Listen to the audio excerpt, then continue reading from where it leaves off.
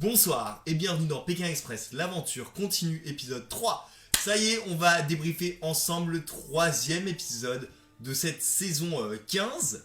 Alors, bon, on va pas se mentir, c'est un épisode extrêmement rempli, malgré qu'il ait été un peu plus court que les autres.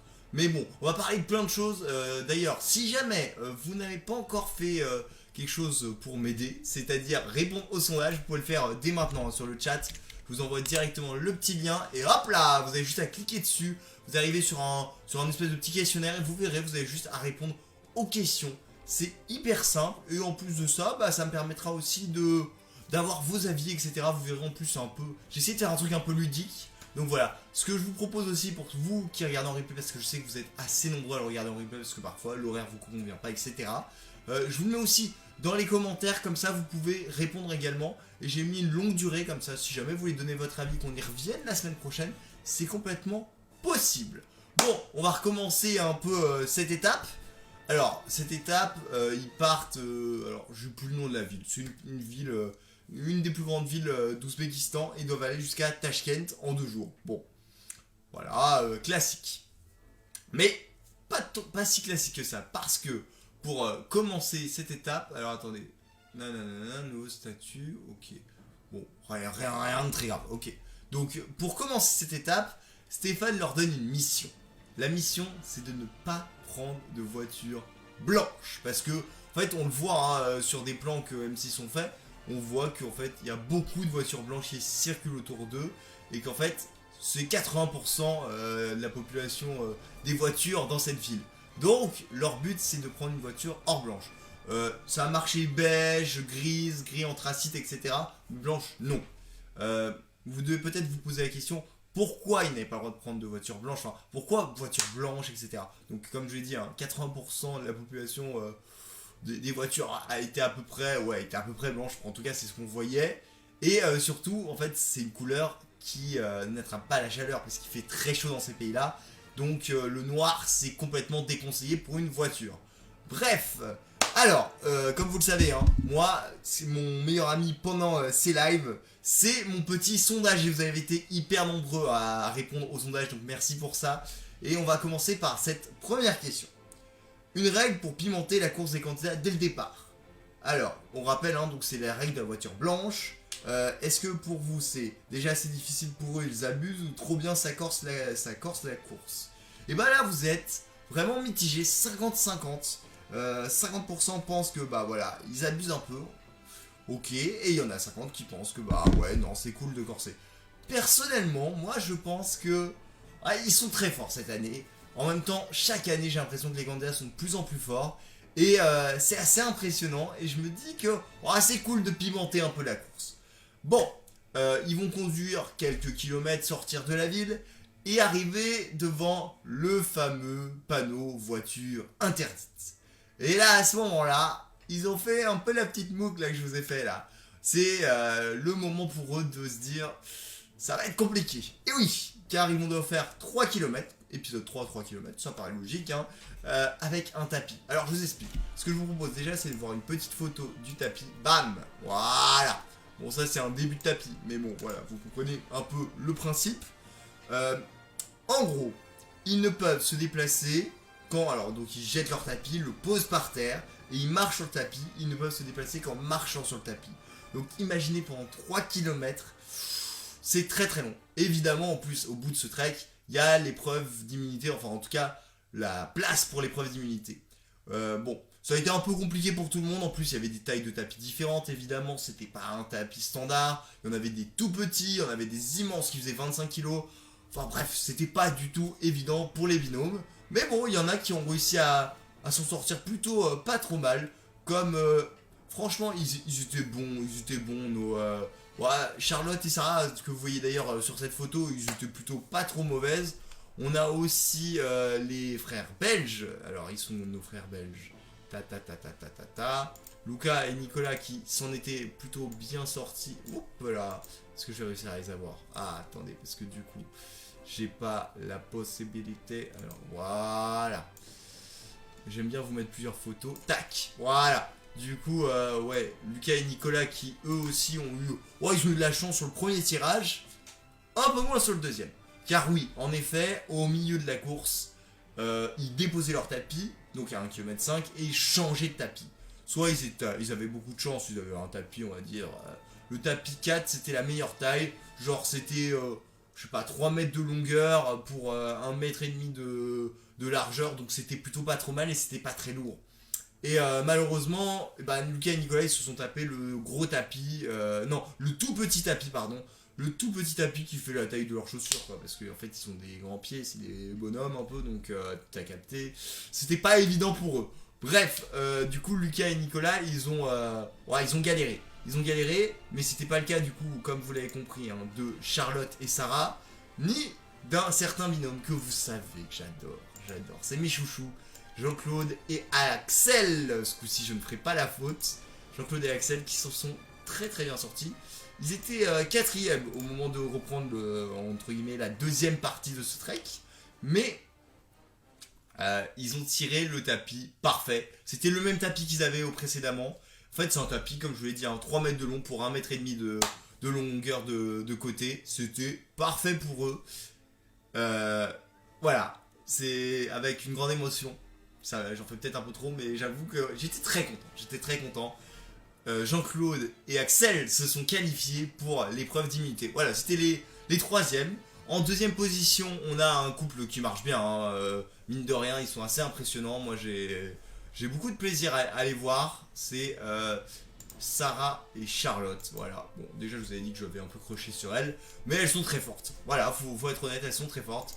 Et suivi une nouvelle fois par Jérémy et Fanny. Il me semble que c'est ça. Ouais, je crois bien que c'est ça. Hein. C'est Jérémy et Fanny qui sont arrivés en deuxième position, je crois, ou première. Enfin, je sais plus. Non, c'est Sarah et Charlotte en première. Jérémy et Fanny en deuxième. Et Jean-Claude et Axel en troisième. Voilà, vous avez les trois équipes qui se sont qualifiées pour cette épreuve d'immunité qui aura lieu le lendemain.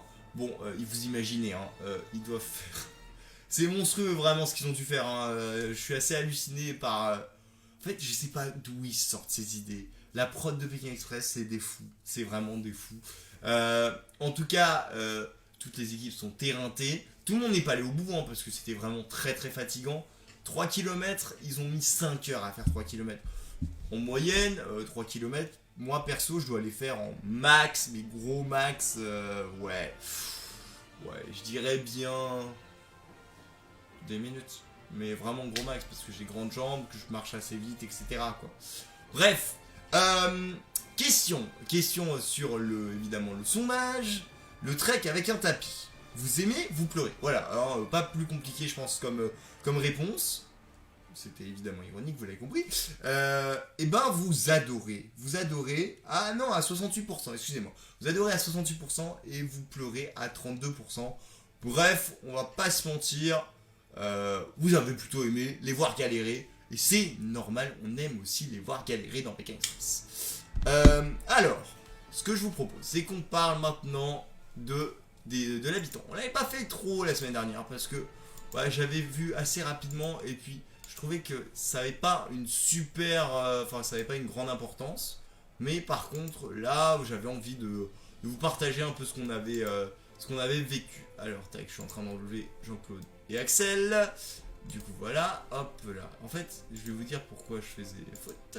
C'est parce que sur en gros, pour nommer mes photos, pour que ça soit plus clair pour moi, j'avais marqué Jean-Claude et Alex, mais c'est comme Jean-Claude et Axel. Voilà, au moins, je ne ferai plus jamais la faute. C'est tout bon. Donc, ils ont dû prendre un dîner et c'était assez copieux. Je vais pas vous mentir.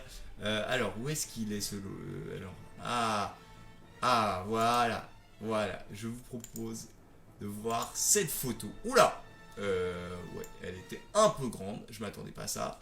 Mais là, ça sera nickel. Voilà. Oui, du coup, cette photo, c'est typique a priori hein, chez les Ouzbeks. Ils font des tables immenses où il y a plein de trucs à manger, de la pastèque, des espèces de brioches, etc.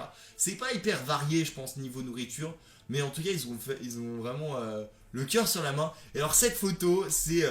vous les avez reconnus. Bah, en tout cas, sur Facebook, vous les avez reconnus, ça, c'est... J'ai vu direct. C'est Jean-Claude et Axel. Et alors, eux, qu'est-ce qui se passe? Bah, eux, ils ont dû tester une petite spécialité mais comme chaque année dans Pékin Express, hein, ils testent toutes les spécialités culinaires ou là j'ai envie de dire au niveau des alcools, des spiritueux. Et ce coup-ci ils ont dû tester une vodka à 45 degrés les copains. Alors là, voilà, on va pas se mentir, ils étaient pas super bien après. J'étais vraiment... Je pense que Axel n'avait pas beaucoup bu d'alcool très fort parce que après il parlait un peu comme ça. Bon, je schématise un peu, mais franchement ça m'a fait bien rire. Donc voilà. Franchement non, ça m'a fait beaucoup rire. Donc voilà, je voulais partager ce petit truc avec vous, mais ouais non, franchement très très drôle. Et puis bon après évidemment les gens étaient hyper sympathiques. On a aussi Nicolas et j'ai toujours envie de l'appeler Ludovic, mais il s'appelle pas du tout Ludovic. Il s'appelle Lucas. Lucas et Nicolas. Eux, ils ont été invités à un anniversaire du Newsbug. C'était hyper sympa. Les gens étaient d'une gentillesse. C'était assez incroyable. Et mine de rien, enfin, en tout cas, je pense que le téléspectateur, comme vous, comme moi, hein, vraiment, eh ben, on a dû être touché par ce qui s'est passé parce que ouais, il y avait des good vibes et tout, et parfois on voit pas ça dans nos contrées occidentales, et bah ça fait plaisir, on va pas se mentir. Bref, bon, très bonne nuit je pense à peu près pour tous, ils ont tous évidemment trouvé un logement, j'ai l'impression que cette année il n'y a aucun souci de logement, bah écoutez, tant mieux pour eux, hein. Qu'est-ce que vous voulez? Bon, allez, il est temps pour nous de passer à l'épreuve d'immunité, je vais juste regarder si j'ai loupé une question entre temps, non, pas du tout, c'est parfait. Cette année, l'épreuve d'immunité de l'épisode 3 se déroulait dans un champ de coton.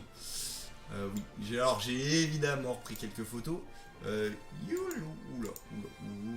Oula. C'est bon, j'ai récupéré ce que je voulais. Voilà, nickel.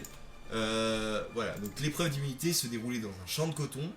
Et en gros, l'idée était simple, c'est un peu les épreuves statiques de Pékin Express. Ils devaient tenir une corbeille avec du coton à l'intérieur sur leur tête, et pendant les 10 premières minutes pas de soucis, ils pouvaient évidemment toucher enfin tenir à une main, mais par contre après 10 minutes ils devaient enlever une main et du coup tenir vraiment statique.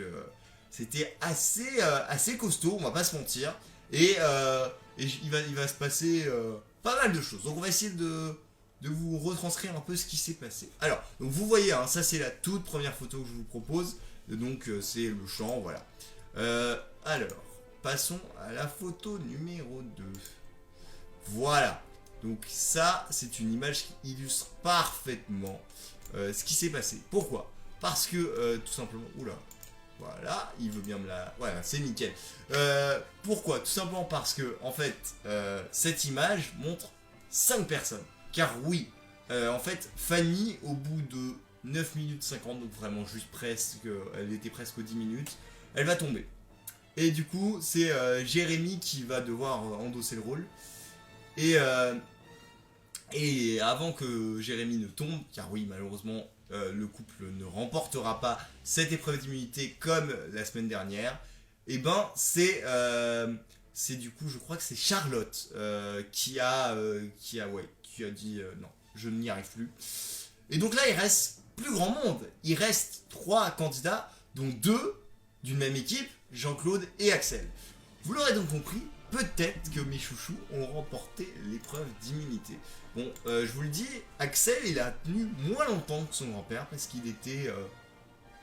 je sais pas, mais en tout cas, son grand-père a tenu. C'était un mano à mano entre Jean-Claude et du coup Sarah. Et à la fin, il y a une seule personne qui l'a remporté, vous en doutez. Et cette personne, c'est... Allez, petit test, on va voir si vous la reconnaissez. Allez, direct sur Facebook, vous l'avez, effectivement. C'est bien Sarah qui a remporté cette, du coup, immunité. Et alors, attention, immunité, mais un peu gold, un peu bonus. Un peu à la monégasque. Car oui, en fait, elles ont remporté également un tour en hélicoptère en partance de Tashkent pour aller visiter et découvrir les magnifiques paysages ouzbeks. Et franchement, même nous, hein, téléspectateurs, on a pris un peu plein les yeux, même si j'avoue que j'aurais préféré quand même avoir un peu plus d'images. Ça a été très très rapide et un peu condensé, et je sais que Pékin Express aurait pu nous offrir des plus belles images. Bon, juste avant qu'on continue la course, parce que attention, il y a un élément nucléaire qui va revenir aussi ce soir, c'est le drapeau noir. On va en reparler dans quelques minutes. Alors, les questions sur le sondage. L'épreuve d'immunité dans un champ de coton. Vous auriez préféré un autre style d'épreuve? C'est un peu un classique dans Pékin Express où le lieu était idéal. Ou encore, vous aimez les épreuves liées aux traditions. Et ben alors, vous êtes un peu râleur ce soir. Vous dites, ouais, bah c'est cool, mais on voit ça trop souvent dans Pékin Express, c'est un peu trop statique. Bon, bah je peux vous comprendre. Après, moi personnellement, je trouve que le lieu était vraiment idéal et que ça s'inspire des traditions, donc ça reste dans l'ADN Pékin Express. Voilà ce que j'ai envie de vous dire, dans l'ADN moderne de Pékin Express en tout cas. Alors, pour vous, qui aurait dû gagner l'épreuve d'immunité, hein? Vraiment, on vous l'a dit, c'était un mano à mano entre Sarah et Jean-Claude. Et je voulais savoir un peu si vous aussi vous étiez déçu ou pas que Jean-Claude ait perdu cette épreuve d'immunité. Et ben, pour vous, vous êtes unanime, vous êtes d'accord avec moi, c'est Jean-Claude qui aurait dû remporter cette épreuve d'immunité. C'est vrai que ça nous aurait fait plaisir à tous, on va pas se mentir, on aurait tous aimé le voir triompher, mais bon, c'est comme ça. Et puis bon, bah voilà, hein, en tout cas, il a tout donné et ouais, c'était hyper plaisant de le voir. Franchement, on va pas se mentir, c'était hyper plaisant de le voir. J'ai répété 2 fois la même phrase, je ne sais pas pourquoi. Bon, la course reprend. Et là, tous les binômes sont évidemment au même point, hein, c'est-à-dire, ça y est, une départ, il reste, c'est pas très long, il reste 3 max 200 bornes de stop, ce qui est vraiment pas beaucoup dans une étape de Pékin Express, surtout dans ces pays-là où ça roule bien, quoi, il y a des bonnes routes, etc., donc aucun souci. Ils ont 200 km pour aller à Tashkent, sauf que il y a un élément important, voire nucléaire, c'est le drapeau noir qui fait son apparition. Et là, bon, le drapeau noir, ça n'a jamais été, mais vraiment jamais, je pense, été une arme aussi dure, aussi horrible que ça. Alors je suis en même temps en train de chercher le drapeau noir, les amis, parce que je sais que j'ai une photo qui permet. Alors où est-ce qu'elle est? J'ai drapeau rouge, j'ai enveloppe noire, mais j'ai pas le drapeau noir. Non, sérieux? Non, vraiment pas. Bon, attendez, je vais vous trouver une photo de drapeau noir du coup parce que mince alors, attendez, je pensais en avoir une. Alors attendez, on va très vite la trouver, ne vous inquiétez pas. Mais du coup, en gros, je réexplique la règle parce que c'est pour ça que je dis que c'est vraiment très compliqué le drapeau noir. Hein. C'est que en gros, si vous restez plus de 2 heures avec le drapeau noir, vous êtes forcément éliminé, vous êtes forcément en duel final. C'est malheureusement ce qui est arrivé à un binôme, mais je vous dis pas qui, comme ça au moins il y a un peu de suspense, etc. Alors, tac, j'ai récupéré une image, donc ça devrait le faire, hop, je vais le mettre vite en téléchargement, voilà, comme ça on va le récupérer très vite, et je vais pouvoir vous l'afficher instantanément. Ok, donc, hop, c'est où? C'est là. Hop, alors. Et voilà, juste ici. Tac. Et voici le drapeau noir qui apparaît nickel. Bon, donc, comme vous l'aurez compris, hein, vraiment, le drapeau noir, c'est une arme compliquée. Et surtout, on peut pas, alors, parce que c'est la nouvelle règle, on peut pas redonner le drapeau noir à l'équipe qui nous a donné précédemment le drapeau. Donc bref, c'est franchement hyper galère et il va y avoir des stratégies mises en place. Bon, celles qui ont la responsabilité de donner le drapeau noir, c'est Sarah et Charlotte. En même temps, elles se barrent, elles doivent donner machin. Bon, elles donnent ça à Tariq et Ahmed qui, eux, sont hyper chauds. Enfin, c'est pas hyper chaud, mais c'est des bons gars.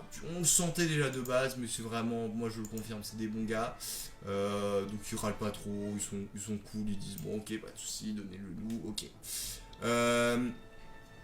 Bon, et ben écoutez, vaille que vaille, hein. Donc eux ils partent avec 3 minutes de retard. Bon, ils arrivent facilement à rattraper quelques équipes parce qu'il y en a d'autres qui sont partis en l'espace de 3 minutes. Comme quoi ça montre que vraiment cette année ça fonce. Hein. Et résultat des courses, ça va être un peu compliqué. Il va vraiment avoir encore une fois une espèce de triangulaire entre 3 équipes. Et ce que je vous propose, c'est qu'on s'amuse avec Facebook, hein, vu que je sais que vous êtes assez nombreux à me suivre sur Facebook. Vous allez me dire dans les commentaires qui oui et qui oui. Non, mais surtout quels sont les binômes. Donc voilà, bon, Jean-Claude et Axel, ça vous les connaissez à force. Hop, peut-être plus compliqué pour certains. Voici. Et un dernier binôme. Tac, tac, tac, tac, tac. Mais ils sont Tariq et Ahmed. Bon, là, je vous l'ai dit. C'est eux qui ont fait la triangulaire. Et ah, ça y est, je l'ai vu. Étienne et Vanessa, c'est effectivement les 3 binômes qui se sont, j'ai envie de dire, chamaillés pour ne pas se choper le drapeau noir. En même temps, ils ont raison. Hein, on le rappelle, hein, peut-être éliminatoire pour une équipe. Donc, il faut absolument pas l'avoir. Et bon. Bon, alors évidemment, Étienne avait un peu de mal à comprendre les règles, mais bon, c'était toujours très drôle. Et du coup, voilà. Bon, donc grosse triangulaire entre eux. Et là, on va découvrir un côté d'Axel assez stratège qu'on va apprécier. C'est le fait que lui va se dire, attendez, parce qu'ils sont quasi, en fait, ils sont 2 équipes ensemble. Tariq et Ahmed et Jean-Claude et Axel. Et du coup, ce qui se passe, c'est que Axel, il va penser un truc vraiment intelligent. Il va dire à Jean et à Tariq et Ahmed, vous faites du stop pour nous. On prend quand ils vont arriver, on prend le drapeau noir. Vu que vous nous l'avez donné, tac, nous on peut pas vous le remettre, on le remet qu'aux autres. Ou non, c'est pas ça. Pardon.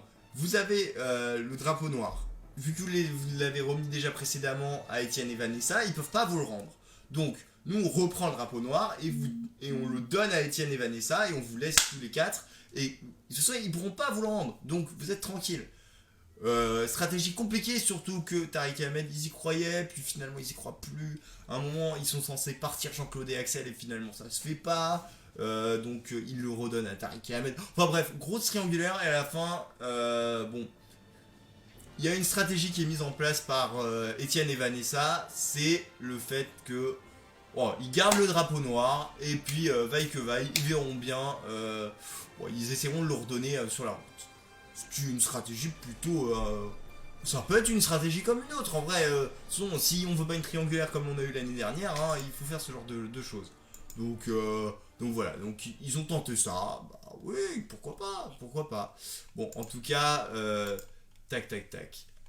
En tout cas, ce qui est sûr, c'est que ils ont tenté. Ils ont eu raison ou pas de tenter.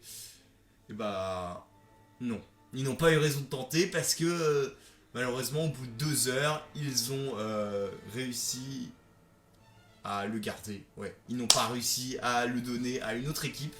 Et je voulais vous proposer une image parce que moi, ça m'a un peu embêté pendant toute cette émission. Enfin, toute cette, on va dire, milieu-fin d'émission. C'est un espèce de petit message. Et rassurez-vous, hein, je comprends très bien pourquoi ils font ce message. On en parle dans quelques instants. Je mets juste avant. Le drapeau noir fait son grand retour ce soir. Alors, c'est parfait, ça rebat les cartes ou trop dur la règle du drapeau noir. Et bah vous êtes à fond dans la compétition et on aime ça en même temps. Hein. Vous aimez que ça rabatte les cartes. Je suis plutôt d'accord avec vous, effectivement. Allez, je vous propose de voir maintenant une photo qui va peut-être un peu être surprenante pour vous et je comprends tout à fait. Voilà, elle est très grosse cette photo, je suis désolé. Bon, est-ce que je peux pas les enlever 2 secondes, Étienne et Vanessa? Tac, tac, tac, mais Étienne et Vanessa, on les enlève. Surtout qu'en plus, on garde Vanessa sous le coude. Donc voilà, Vanessa est ici. Sur cette photo, je peux peut-être un peu l'agrandir. Sur cette photo, voilà. Sur cette photo, vous voyez un chrono avec un logo. Un logo qui est beau de la part d'M6, hein, soutien aux Ukrainiens. Je ne fais pas de politique ici, je vais juste expliquer les faits pour ceux qui ne suivent pas l'actualité, parce que c'est possible que vous ne suiviez pas, et ça, il n'y a aucun souci.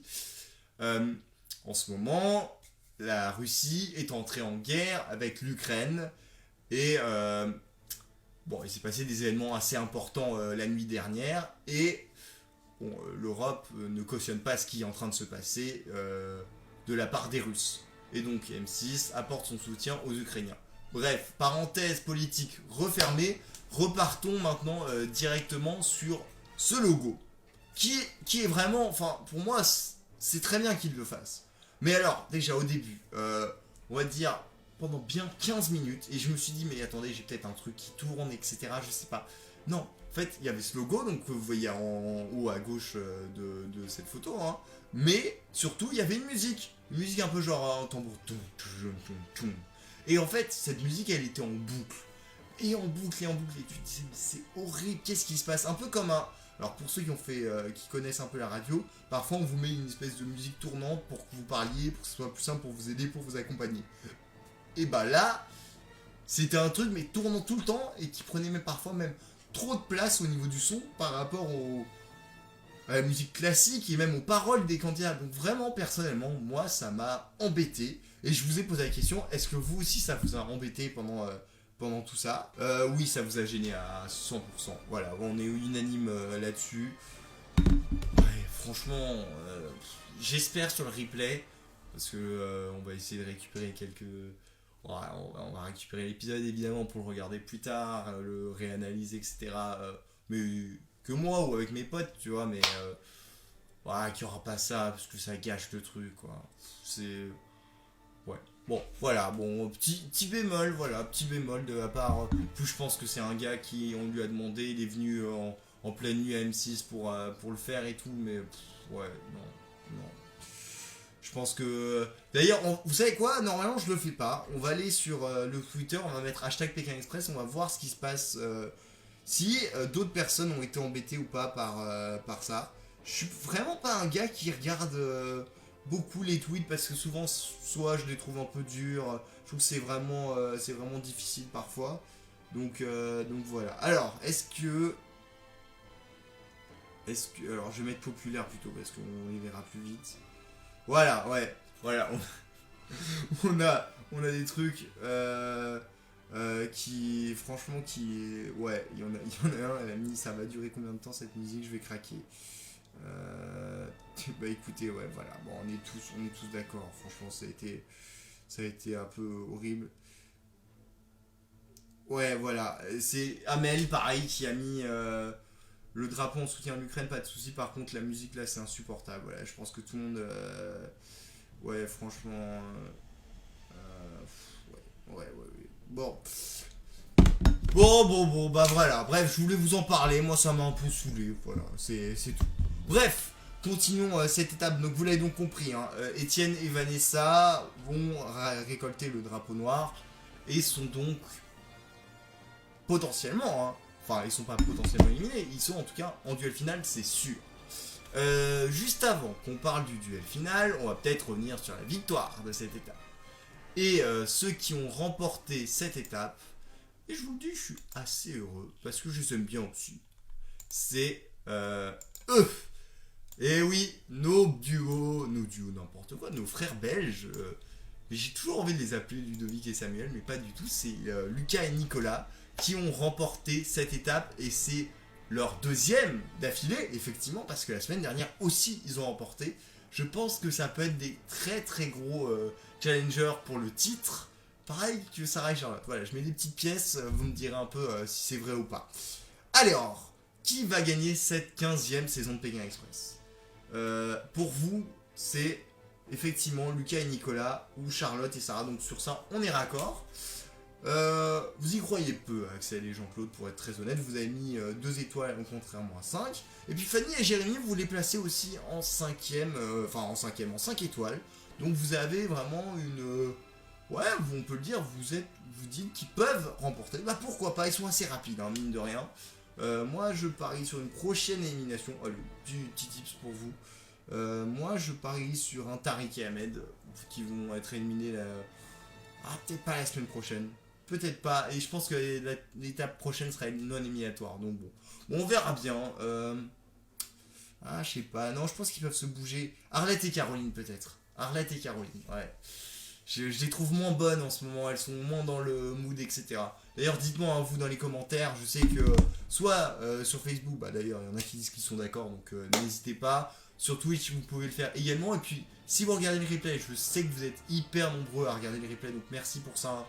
D'ailleurs, n'hésitez pas à commenter, même si c'est pas en live, hein, vous inquiétez pas, moi je dis tous vos petits commentaires, que ça soit pour donner vos avis, soit c'est aussi, pourquoi pas, pour améliorer le live. Hein. Vraiment, n'hésitez pas. Et d'ailleurs, dites-moi dans les commentaires si vous aimez cette nouvelle scène Pékin Express.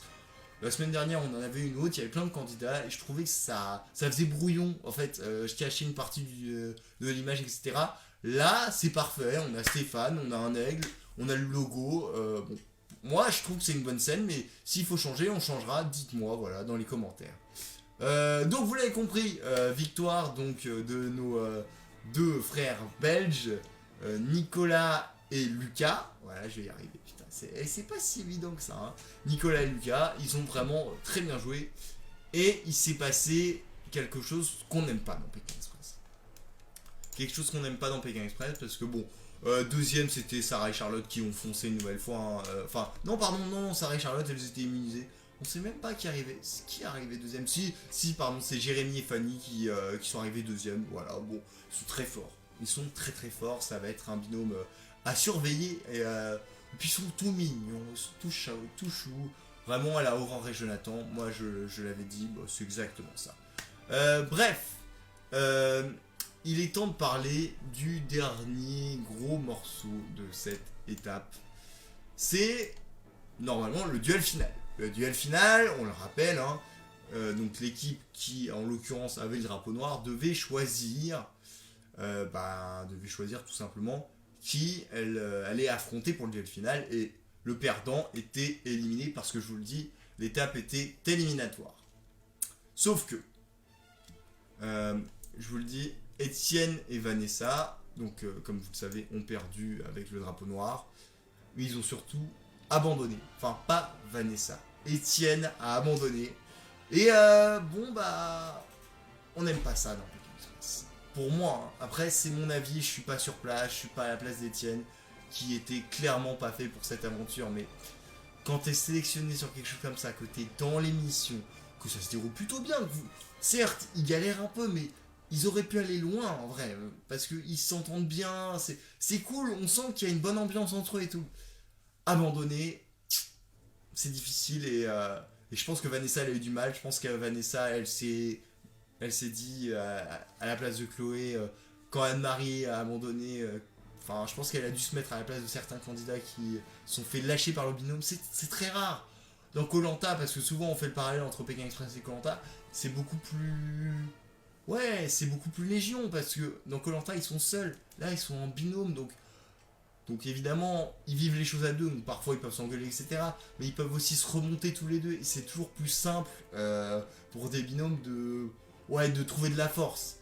Et là, Etienne, il a dit non, moi j'arrête, j'en ai plein le dos, je suis fatigué, je sais très bien que si je repars pour une nouvelle étape, bah je serai pas bien, donc j'arrête là.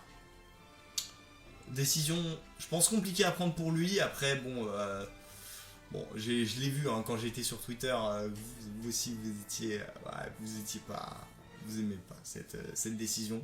Bon voilà, Vanessa, assez incroyable cette femme, hein, je tiens à le souligner, vraiment a pris ça presque avec le sourire. Bon, elle est évidemment déçue, mais elle l'a pris avec le sourire en disant bah écoutez, en tout cas on a vécu un super Pékin Express. Stéphane qui a aussi fait relativiser en disant voilà. Vous avez fait 2 pays, hein, n'empêche, 3 étapes. Bon, ça paraît petit, mais finalement, c'est quand même pas mal déjà. Qu'est-ce que vous retenez? Bon, Vanessa retient plein de belles choses. Elle retient aussi cette belle complicité avec Étienne. Bon, ça va être dur pour elle parce que on sentait qu'elle était à fond dans le jeu et elle était très forte. Elle était très forte. Moi, je dis ça, je dis rien, mais à mon avis, elle pourrait revenir prochainement dans un futur Pékin Express pour une nouvelle chance. C'est souvent ce qui se passe, hein. On se souvient quand même de Chloé qui avait eu la chance de revenir au moment du haut choc. Ouais, ça peut être un candidat en plus dans une émission un peu prochaine. Enfin bref, on va voir tout ça. En tout cas, ce qui est sûr, c'est que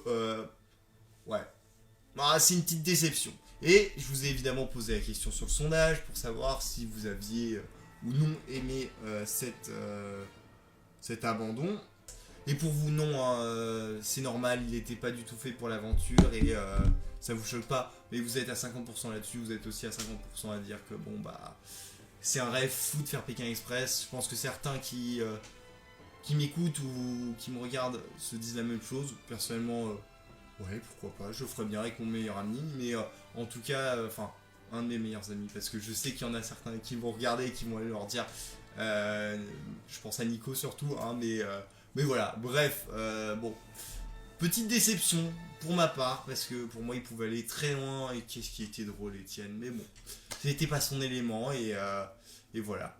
C'est compliqué parce que bah, un abandon médical tu comprends, tu vois, ça, ton corps il dit stop. Là c'est mental que ça s'est passé, plus que médical.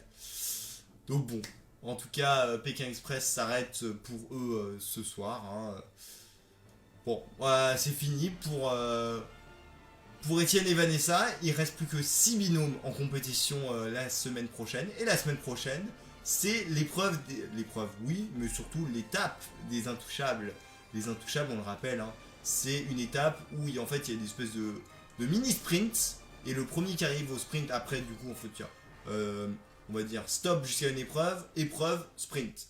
Et au sprint, la première équipe qui arrive, voilà, intouchable, elle a fini son étape, elle va dans une voiture, et il y a le côté stratégique qui revient. Parce que, en gros, à chaque fois, à chaque étape d'intouchable, et ben, résultat des courses, j'aime bien cette petite expression, mais en gros, elle doit choisir une des deux équipes qui est arrivée le plus rapidement à Stéphane, qui va monter avec elle dans le bus.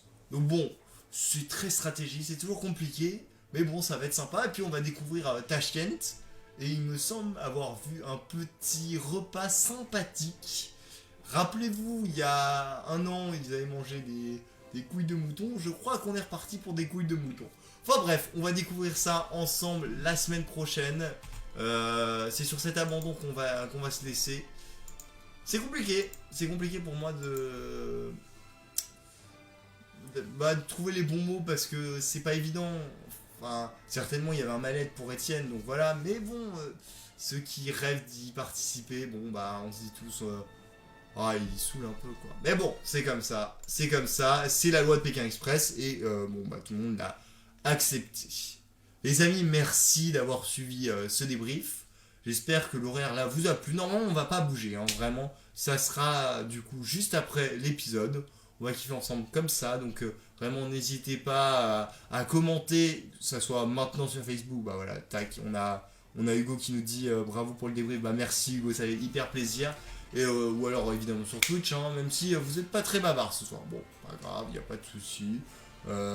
Vous reprendrez la semaine prochaine. Et puis vous qui regardez le replay, n'hésitez pas à commenter, même après, il n'y a pas de souci, moi j'ai tout.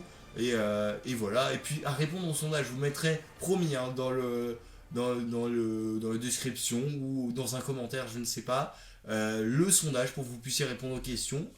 Voilà, ça m'intéresse toujours d'avoir plusieurs avis. Écoutez, merci beaucoup d'avoir suivi ce débrief. Prenez soin de vous, passez une bonne journée et bye.